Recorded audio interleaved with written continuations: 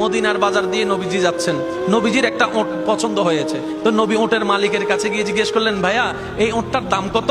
ওই দামাদামি হলো, নবী সে দামে কিনতে রাজি হলেন, কিন্তু নবীর কাছে তখন অর্থ ছিল না। তখন নবীজি ওনাকে বললেন, আপনি আমাকে ওটটা দেন, আমি এখন গিয়ে আপনার সেই প্রাপ্যটা পাঠিয়ে দিচ্ছি। ওটের মালিক ওনাকে ওটটা দিয়ে দিলেন।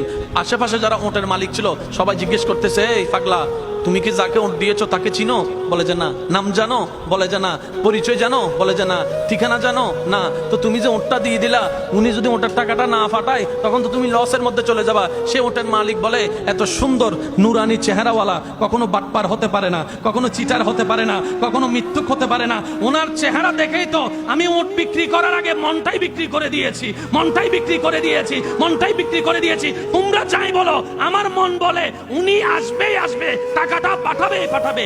এই কথা বলতে না বলতে কিছুক্ষণ পরে নবীজির একজন সাহাবা এসে বলছেন, একটু আগে একজন ওট নিয়ে গিয়েছেন কাছ থেকে, ওটের মালিকটাকে একটু দেখতে চাই। উনি বলে যে আমার থেকে। তো উনি বললেন, আমাদের নবী আপনার থেকে ওটটা নিয়ে গিয়েছেন, ধরেন ওটের টাকাটাও দিয়েছেন, আপনাদের খাবার জন্য কিছু খেজুরও হাদিয়া পাঠিয়েছেন, খেজুরও হাদিয়া পাঠিয়েছেন। ওই ওটের মালিক বলে, ভাইয়া টাকাটাও রাখেন, খেজুরটাও রাখেন, আগে আমাকে ওনার কাছে নিয়ে যান। আমি ওট বিক্রি করি নাই, আমার দিলটাই বিক্রি করে দিয়েছি। ওনার চেহারা মোবারক দেখে আমার মনটাই পাল্টাই গিয়ে